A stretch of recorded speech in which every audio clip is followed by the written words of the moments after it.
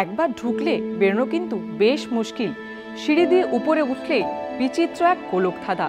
কোনো পথপ্রদর্শক ছাড়া একা একা যে এখান থেকে বেরোতে পারবেন তা মনে হয় না। বয়স 200-রও বেশি। এই মন্দিরে একসময় আসতেন স্বয়ং রামকৃষ্ণদেব। এমনকি এই মন্দির তৈরির পথটা খুব একটা সুগম ছিল না। পদে পদে এসেছিল নানা বাধা। বাংলা নয়, মন্দির তৈরির জন্য কারিগরেরা এসেছিলেন রাজস্থানের জয়পুর থেকে, পাথর এসেছিল উত্তরপ্রদেশের চুনার থেকে। নিশ্চয়ই এতক্ষণে আপনাদের মনেও রহস্যের ঘনঘটা তৈরি হয়েছে। নিশ্চয়ই ভাবছেন কোন মন্দিরের কথা বলছি। বেশি দূরে নয়, আপনার বাড়ির কাছেই রয়েছে এই রহস্যময় মন্দির।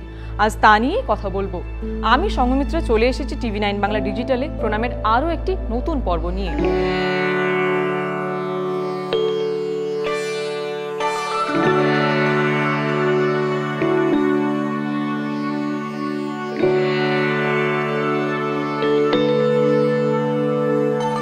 কথা হচ্ছে বাঁশবেড়িয়ার হংসেশ্বরী মন্দিরকে নিয়ে। আজ বাংলার এই ঐতিহাসিক মন্দিরের রহস্যময় গল্প নিয়ে চলুন নতুন কিছু জেনে নিই। আসলে কি জানেন তো, হংসেশ্বরী মন্দিরকে তান্ত্রিক গোলকধাঁধা বললে ভুল বলা হবে না। কারণ তন্ত্রমতে মানবদেহের 5টি নাড়ির মতো মন্দিরের বিভিন্ন স্থান দিয়ে 5টি মূল সিঁড়ি উঠে গিয়েছে। মন্দিরের গর্ভগৃহে পাথরের এক বেদি রয়েছে, আর তার উপর দেবী এখানে চতুর্ভুজা। এক পা ভাঁজ করে মা অধিষ্ঠান করছেন পদ্মাসনে, আর অপর পা মহাদেবের বুক পর্যন্ত ঝুলছে। এই মন্দিরের পরতে পরতে রয়েছে তন্ত্র সাধনার যোগ।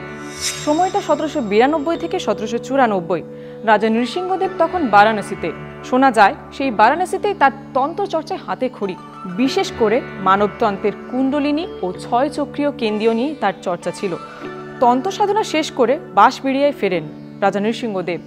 জমি জমা ও বৈষয়িক কাজে তার মন ছিল না। ঠিক তখনই নৃসিংহদেবের মাথায় আসে রাজপ্রাসাদের কাছে এক মন্দির তৈরির পরিকল্পনা, যার মূল আধার হবে তন্ত্র।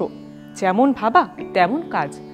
কুণ্ডলিনী ও 6 চক্রীয় কেন্দ্রের উপর ভিত্তি করে বাঁশবেড়িয়ায়, যার আগের নাম ছিল বংশবাটি, সেখানে শুরু হয় মন্দির নির্মাণ। আমাদের দেহে সুষুম্না কাণ্ডকে কেন্দ্র করে রয়েছে ইরা, পিঙ্গলা, বজ্রাক্ষ, সুষুম্না, চিত্রিণী নামে মোট 5টি নাড়ি। আর সুষুম্না কাণ্ড বরাবর রয়েছে 6টি চক্র বা ষড়চক্র। সবচেয়ে নিচে যে চক্রটি রয়েছে তার নাম মূলাধার চক্র। এই মূলাধার চক্রেই থাকে সাপের মতো গুটিয়ে কুলকুণ্ডলিনী। রাজা নৃসিংহদেব এই কুলকুণ্ডলিনী তত্ত্বকেই হংসেশ্বরী মন্দিরের স্থাপত্যে ফুটিয়ে তুলতে চেয়েছিলেন। কিন্তু নিয়তির খেলা। মন্দির তৈরির কাজ শুরু করলেও শেষ করে যেতে পারেননি ধর্মপ্রাণ রাজা নৃসিংহদেব।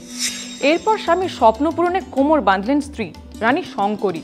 তার হাতেই পূর্ণ রূপ পায় হংসেশ্বরী মন্দির। 70 ফুট উঁচু হংসেশ্বরী মন্দিরটি দক্ষিণমুখী। তার চারিদিকে বারান্দা ও সামনে উন্মুক্ত ইট বাঁধানো উঠোন। তন্ত্রমতে তৈরি এই 5 তলা মন্দিরটির 8টি কোণে 8টি, মধ্যস্থলে 4টি, কেন্দ্রস্থলে 1টি মিলে মোট 13টি মিনার বা চূড়া রয়েছে। আর প্রতিটি চূড়ার উপরের অংশে মোচাকৃতি পদ্মকরকের আদলে তৈরি। এই মধ্যস্থলের মিনারটির নিচে একটি সাদা শিবলিঙ্গও রয়েছে। এই মন্দিরের গঠন বাংলার আর 5টা কালী মন্দিরের থেকে অনেকটাই আলাদা। কুলকুণ্ডলিনী তত্ত্বকে কাজে লাগিয়ে মন্দির তৈরির কাজ সহজ ছিল না। রহস্যে মরা মন্দিরের গর্ভগৃহকে বলা হয় মূলাধার। সেখানেই পাথরের বেদিতে খোদাই করে ফুটিয়ে তোলা হয়েছে অষ্টদল পদ্ম। তার উপর শায়িত মহাদেব। 12টি পাপড়ি বিশিষ্ট রক্তলাল পদ্মে অধিষ্ঠান করছেন মা হংসেশ্বরী। মন্দিরের পুরোহিতের কথায় স্বপ্নাদেশ পেয়েছিলেন রাজা নৃসিংহদেব। এই হংসেশ্বরী মন্দির তারপরই বানিয়েছিলেন। এখানে দেবী মূর্তি নিম কাঠের। শুধু তাই নয়, এই নিম কাঠও নাকি জলে ভেসে এসেছিল। বেদী ও মহাদেবের মূর্তিটি এখানে পাথরের, আর দেবী হংসেশ্বরী নীল বর্ণের। তার বাম হাতে খড়গ ও নরমুণ্ডু, আর ডান হাতে অভয় মুদ্রা ও শঙ্খ। 1814 সালে সকলের জন্য এই মন্দিরের মূল দ্বার খুলে দেওয়া হয়। হংসেশ্বরী মন্দিরের আর একটি বিশেষত্ব মায়ের পুজোতে। বছরের 364 দিন মা শান্ত রূপে পূজিতা হন, আর একটি দিন সবচেয়ে আলাদা। সেদিন বদলে যায় মায়ের রূপ, যা সকলকে অবাক করে দেয়। প্রতি বছর কালী পুজোর দিন সন্ধ্যেতে আরতির পর কয়েকটা ঘন্টার জন্য মা হংসেশ্বরী রাজবেশ ধারণ করেন। ফুল, মালা, গয়না দিয়ে সাজানো হয় মাকে। সন্ধ্যা আরতির পর মায়ের মুখে পরিয়ে দেওয়া হয় রূপোর মুখোশ এবং সোনার জিভ। দেবী এদিন তন্ত্রমতে পূজিতা হন। ভোরবেলায় আবার মায়ের পুরনো রূপ ফিরিয়ে আনা হয়। হংসেশ্বরী মন্দিরে দেবীর নিত্য পুজো ও অন্নভোগের ব্যবস্থা রয়েছে। প্রতি 12 বছর অন্তর বা 1 যুগ অন্তর দেবীর অঙ্গরাগ করা হয়। 1820 সালে একবার দেবীর অলংকার চুরি হয়েছিল। পরবর্তীকালে মন্দিরটি আর্কিওলজিক্যাল সার্ভে অফ ইন্ডিয়া তত্ত্বাবধানে চলে আসে। তারপরও দেবী মূর্তি, অলংকার, মন্দিরের রক্ষণাবেক্ষণের দায়িত্ব এখনও পাশের রাজবাড়ির সদস্যদের হাতেই রয়েছে।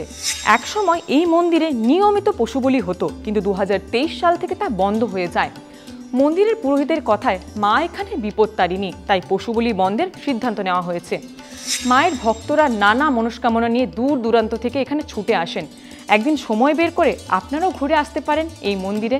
বাংলার বুকে থাকা এই তন্ত্র রহস্যে ঘেরা মন্দির আপনাদের হয়তো হতাশ করবে না। হংসেশ্বরী মন্দিরের চারিদিকে সবুজ ঘেরা, চারিদিকে একদিকে চোখ জুড়োবে আর অপরদিকে মায়ের মন্দিরে পুজো দিয়ে জুড়োবে মন।